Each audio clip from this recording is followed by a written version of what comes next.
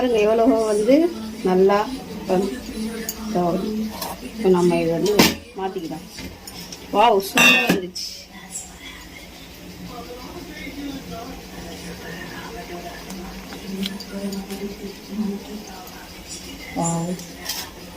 Chocolate போட்டிருந்ததால அதெல்லாம் ஒட்டின்னு வருது. சூப்பராக இருக்கு.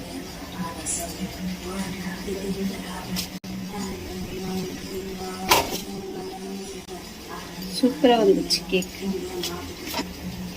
இந்த கேக்கில் நம்ம என்னென்ன போட்டிருக்கிறோன்னா லைட்டாக கோதுமை மாவு, அப்புறமா ஓரியோ பிஸ்கெட்டு, அப்புறமா லைட்டாக சாக்லேட் சேர்த்துருக்குறோம்.